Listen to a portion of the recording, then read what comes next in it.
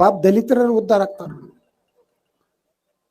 ಸಂವಿಧಾನ ಬದಲಾವಣೆ ಮಾಡ್ತಾರೆ. ಅಂಬೇಡ್ಕರ್ ಫೋಟೋ ಇಟ್ಕೊಂಡಾನೆ ಅದೊಂದು ನಾಟಕ ಕಂಪನಿ ಸರ್.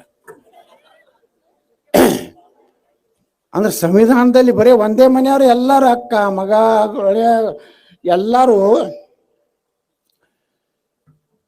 MLA ಆಗೋದ. ಎಷ್ಟಿ ಆಗಿರಪ್ಪ ನೀವು. ಮತ್ತೆ ಎಷ್ಟಿ ಒಳಗೆ ಮತ್ತೆ ಯಾರು ನಿಮ್ಮ ಸಮಾಜದಾಗ ಇಲ್ಲೇನು ಒಬ್ಬನ ಯಾವನಾರು ಬಡವನು ಹಿಂಗೆ ಎತ್ತಿ ತಂದು ಎಷ್ಟಿ MLA ಮಾಡ್ರಿ ನೋಡೋನು. ಅವ್ರೆಲ್ಲ ಯೋಗ್ಯ ಇಲ್ರಿ, ಖರ್ಚು ಮಾಡ್ಲಿಕ್ಕೆ ಆಗೋದಿಲ್ಲ ಅಂತ ಹೇಳ್ತಾರೆ. ನೀವು ಗಳಿಸಿರಪ್ಪ 20, 30, 40 ವರ್ಷ ಅದೀರಿ ನೀವು. ಇವತ್ತ ಹಿಂದೂ ಅನ್ನುವಂಥ ಶಬ್ದನೇ ಅಶ್ಲೀಲ. ಯಾರು ಹಿಂದೂಗಳದಿರಿ ನೀವೇನಾದರೂ ತಪ್ಪಿ ಸತೀಶ್ ಜಾರಕಿಹೊಳಿಗೆ ಓಟ್ ಹಾಕಿದ್ರ ನೀವೆಲ್ಲ ಅಶ್ಲೀಲ. ನಿಮ್ಮಲ್ಲಿ ಹಿಂದೂ ಧರ್ಮದ ಅಭಿಮಾನ ಇತ್ತಂದ್ರ ನರೇಂದ್ರ ಮೋದಿ ಅವ್ರಿಗೆ ಅಣ್ಣಾ ಸಾಹೇಬ್ ಜೊಲ್ಲೆ ಅವ್ರಿಗೆ ಹಾಕ್ರಿ. ಇಲ್ರಿ ಅವ್ರು ಎರಡು ಹೊಡೆದ್ರು ಪರವಾಗಿಲ್ಲ, ನಾವು ನಾಚಿಕೆನೆ ಬಿಟ್ಟಿವಿ, ರೊಕ್ಕಕ್ಕೆ ನಾವು ಏನು ಬೇಕಾದ್ರೂ ಮಾಡಾಕ್ತಾರಿ ಸಾವುಕಾರಗಳಿಗೆ ಅಂದ್ರೆ ಹೋಗ್ರಿ. ದೇಶ ಉಳಿದಿಲ್ಲ, ನಿಮ್ಮ ರಕ್ಷಣೆ ಮಾಡ್ತಾರೆ ಏನೋರು. ಈ ದೇಶದ ಹಿಂದಿನ ಪ್ರಧಾನಮಂತ್ರಿ ಮನಮೋಹನ್ ಸಿಂಗ್ ಹೇಳ್ತಾರ, ಸಿದ್ದರಾಮಯ್ಯನವ್ರು ಏನು ಹೇಳ್ತಾರ, ಭಾರತದ ಮೇಲೆ ಮೊದಲ ಹಕ್ಕು ಮುಸ್ಲಿಮರದು. ಒಪ್ತೀರಾ ನೀವು? ಮತ್ತು ಪಾಕಿಸ್ತಾನ ಯಾಕೆ ಕಿಸಿಲಾಕ್ ಕೊಟ್ರಪ್ಪ ನೀವು? ಏನು ಹೇಳಿದ್ರು ಅಂಬೇಡ್ಕರ್ ಅವರು? ಬಾಬಾ ಸಾಹೇಬ್ ಅಂಬೇಡ್ಕರ್ ಆಗಲೇ ಅಟ್ಟಕ್ಕೆ ಬಿಟ್ಟು ಅದು ಕಾಶ್ಮೀರ್ 370 ಇದನ್ನ ಅಂಬೇಡ್ಕರ್ ಥಾಟ್ಸ್ ಆನ್ ಪಾಕಿಸ್ತಾನ ಬರ್ದಾರ. ದ್ವಿರಾಷ್ಟ್ರ ಮಾಡುವಂತ ಇದಕ್ಕೆ ನಂದು ವಿರೋಧ ಇದೆ. ಒಂದು ವೇಳೆ ಅನಿವಾರ್ಯವಾಗಿ ನಿಮ್ಮ ಸ್ವಾರ್ಥಕ್ಕಾಗಿ ಭಾರತವನ್ನು ಇಬ್ಬಾಗ ಮಾಡುವಂಥದ್ದು ನಿಮ್ಮ ವಿಚಾರ ಇದ್ರೆ ಭಾರತದಲ್ಲಿರುವಂಥವ್ರನ್ನ ಕಳಿಸಿಬಿಡ್ರ ಕಡೆ, ಅಲ್ಲಿರುವಂಥ ಹಿಂದೂಗಳನ್ನ ಭಾರತಕ್ಕೆ ತಗೊಂಡು ಬರ್ರಿ. ಇಸ್ಲಾಂನಲ್ಲಿ ಎಲ್ಲಿನೂ ತಮ್ಮ ಧರ್ಮದವ್ರನ್ನ ಅಟ್ಟೆ ಸಹೋದರ ತಿಳ್ಕೊತಾರ, ಉಳುಕಿದವ್ರನ್ನ ಕಾಫಿರ ತಿಳ್ಕೊತಾರ.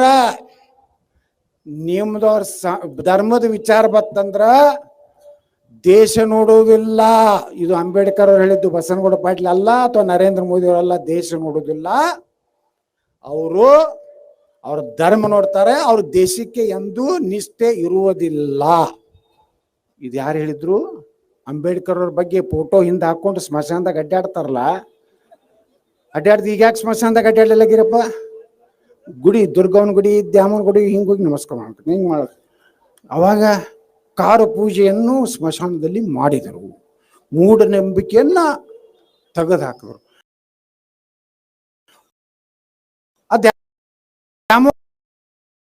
ಮೂಢನಂಬಿಕೆ ಈಗ